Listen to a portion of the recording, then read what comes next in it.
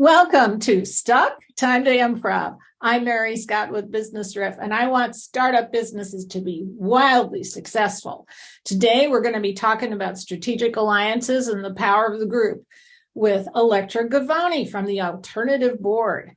So the topic is masterminds. Welcome, Electra. Thank you so much. I'm so glad to be here.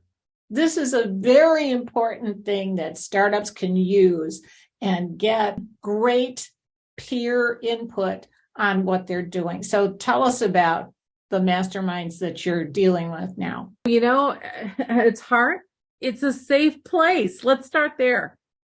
It's a place in which you're talking to other people who know exactly what it means to run a business. They've experienced it in all its glory and sometimes all its pain.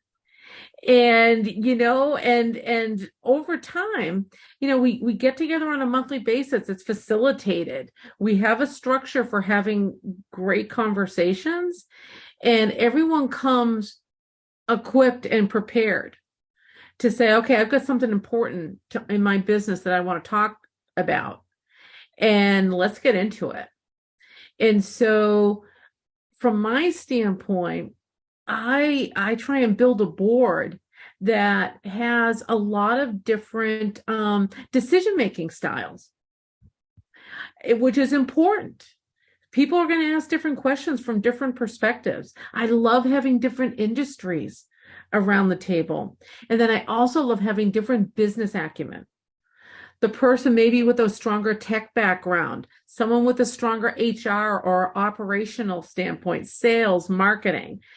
It is everything that I'm talking about is adding diversity and of thought and approach so that at the end of the day, when we've gotten into an issue, we've kicked this around from many viewpoints, and we've asked questions that may have, gets that reaction of going, oh my God, I never even thought about that. And so these business owners are also sharing, what have they learned? What are the hard lessons? And sometimes you learn as much from the success stories as you do from the ones that didn't go well. And someone can actually tell you why. Like, here were the ingredients of the failure. And here's what I'd do differently if I had to do it again. Sure. Learning from other people's mistakes is huge. And particularly when you're a startup and you're nervous about making those mistakes. You need to make mistakes as a startup, but don't make the same ones other people make.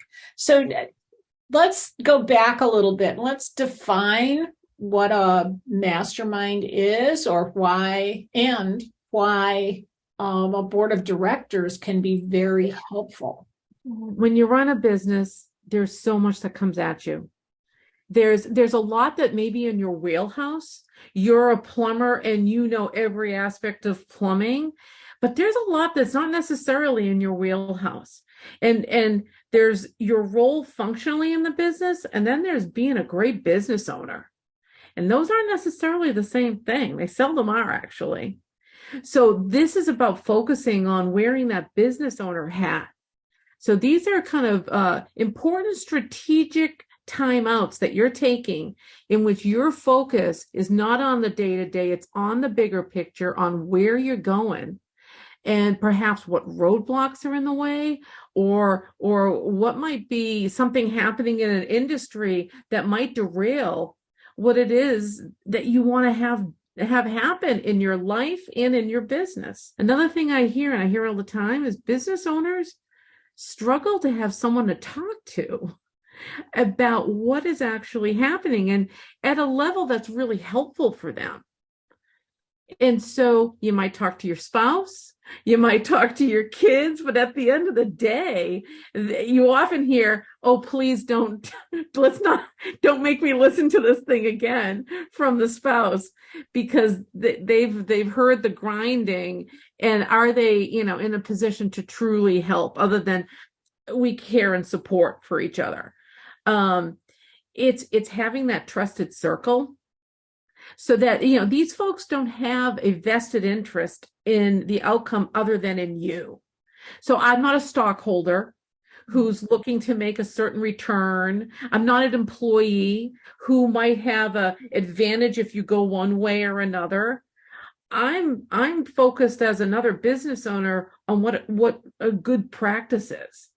And because I understand what you're trying to do in your business, let me merge that understanding with my experiences and give you some advice. Sure. And these are equally passionate people. It's Yeah. your peer group are people who are also very passionate about what they're doing, Yeah. as well as needing a little accountability, Mm-hmm. needing some perspective. So you appreciate where everybody's been and what they're going through, and you're in a position to want to support them. And so it's wonderful to have great conversations. It's wonderful to have great ideas. What's even better is taking action on these ideas. And we've all talked about how busy a business owner is.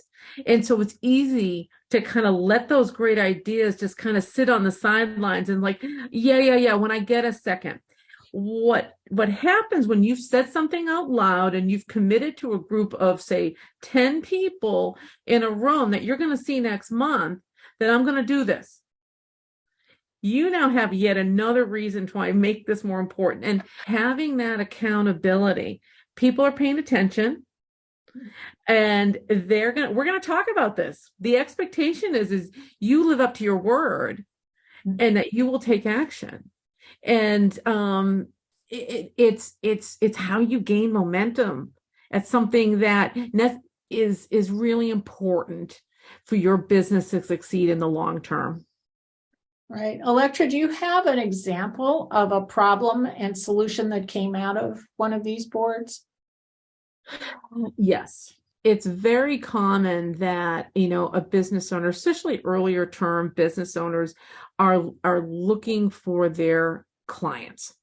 They're looking to truly understand how to differentiate themselves, how to tell their story in an effective way, because there's usually lots of competition too. It's seldom that you're the only game in town and that, people are just waiting to talk to you. So how do you make a difference?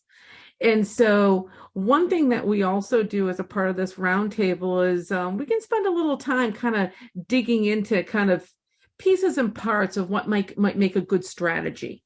So we spent some time in one session talking about like story brand.